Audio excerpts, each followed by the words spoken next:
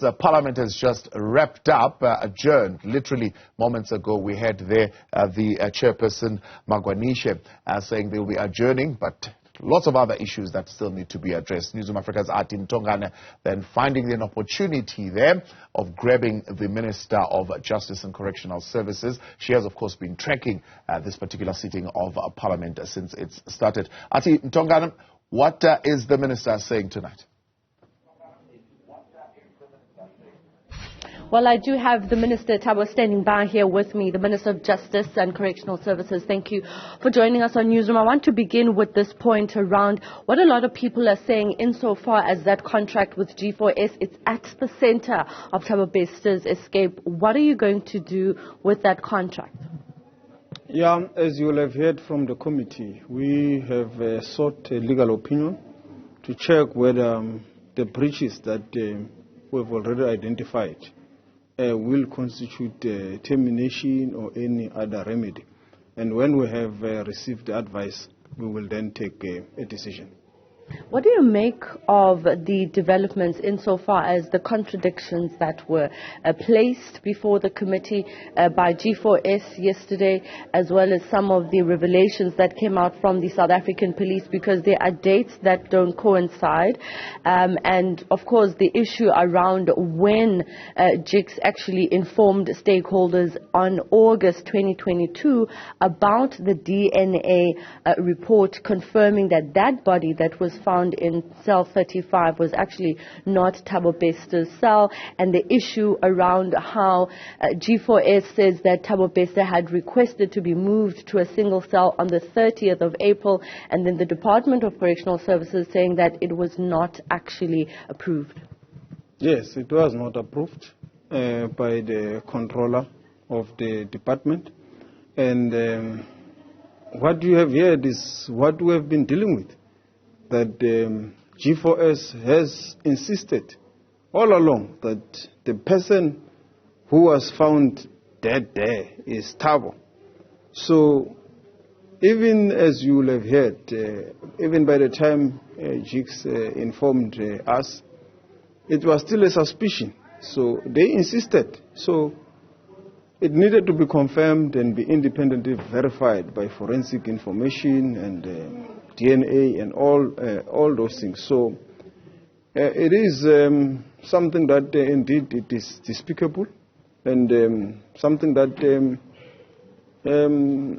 should not have happened, but it has happened, and it is for that reason that ourselves we continue to apologize as the custodian of the Correctional Services Act, because the fact that it's operated by G4S, to the people of South Africa, they know correctional services. We are the custodian of the Act. So that is something that obviously we'll have to look into and then deal with how then we manage the situation of the relationship and what becomes the legal opinion. Minister, please don't go. I want you to hang around because I see the Commissioner of Correctional Services, and I want to ask you this question that was asked by ACDP, Mr. Steve Swart, when he asked you why you took so long to send out that alert and to also dispatch the tracking personnel to actually go re-arrest Thabo Bester. If you check the timeline in terms of our report, you would notice that I received the investigation report, the final one, on the 22nd of March 2023. And we issued out the alert on the 25th of March 2023.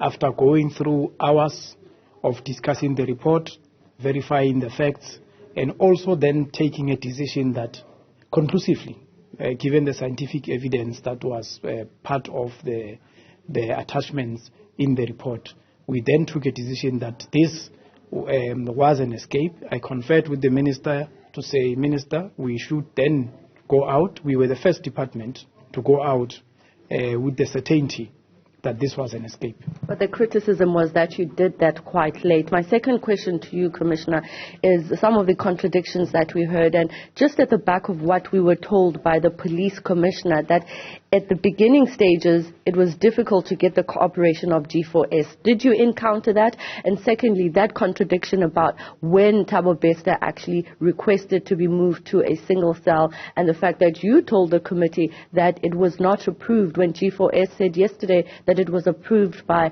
a DCS controller. We have included evidence in our investigation report that that request was not approved. So that's the first point. The second point then is that we faced a lot of resistance. If you go through our report, you'll realize that there is information that we received that is from G4S. That information is not from the management of G4S. It did not come through the formal requests as per contract. It came through individual employees of G4S that we had to interview. Even today, some of the information that we requested, we have not received.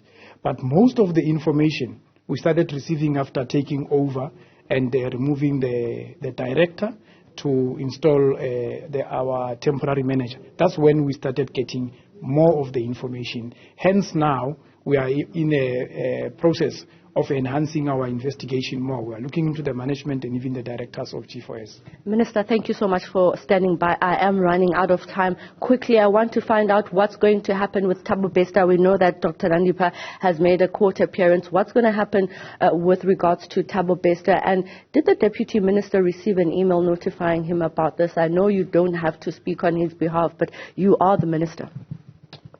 Yeah, Thabo Bester will appear tomorrow in the Bloemfontein Magistrate Court for escaping from lawful custody, and the police will look into many other charges that they believe might be necessary. Yes, the Deputy Minister conferred to me today that he has gone through the trove of his emails, and he found the email that was said to have been emailed to him, the one that the judge was talking about, and I think it was also in the public. And he then, anyway, engaged the National Commissioner, who at the time already there was investigation on the matter, what was happening, which was ongoing anyway during that period. Justice Cameron, I know I said I'm going to let you go, said that the investigations were grinding slowly and that they should, all the stakeholders should have acted hastily. Do you concede as the Minister that all the stakeholders did not respond to this on an urgent matter, given GBV in the country and what Thabo Bester was actually arrested for with regards to rape and murder? Yeah, remember, I don't do investigations. And I think you will have heard from the South African police and our investigators the difficulties they were dealing with,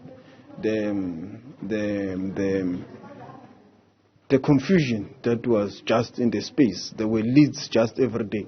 So, for example, after the inspecting judge informed me, and when I was following up with the National Commissioner, maybe after some few weeks or so, as to what could be happening on the matter, he told me that there are different permutations on this matter. The SAPS are saying this is at a very sensitive stage of investigation, and there is multiple bodies. So they are dealing with a lot of things. It's no longer just investigating whether this is Thabo Bester or not. There's different permutations, and as you can see, it does emerge that they were dealing with a lot of things. So, unfortunately, sometimes investigations are not as we would want. I mean, ourselves, sometimes we would want that they must move with speed. For example, I asked even the National Commissioner at the time when I was doing those follow-ups to say, but why don't you just arrest this person that is suspected to be Thabo? He says, but you can't arrest someone without a warrant. And we don't know whether it's him or not at this stage. So there are all those complications when you deal with the investigations, the laws and so forth. And the police will have had, at least You need that by the time you take the matter to court. So Minister, if something like this happens again, are you saying that all these complications are going to happen where even the person who escaped might then escape again to another country, like we saw now with Thabo Bester fleeing to Tanzania? So all these issues that you're raising, are you saying if this thing happens again, we have to look at all these processes before action is taken, because MPs were complaining about the time of action and the delayed response? No, I did not say that. You are saying that. And that is the reason why we have this inquiry.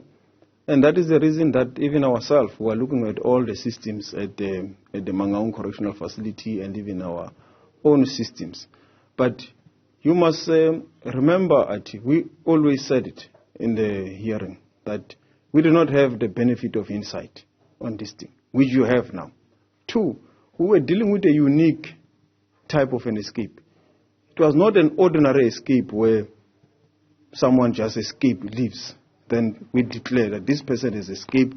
It's a unique kind of a situation that we, for the first time, dealing with. And this is what we need to review, that in case something like this happens in future or any other unique thing, how do you then deal with it? And I believe that with the outcomes of the committee and ourselves reviewing our own system, we'll be able to tighten and enhance our systems.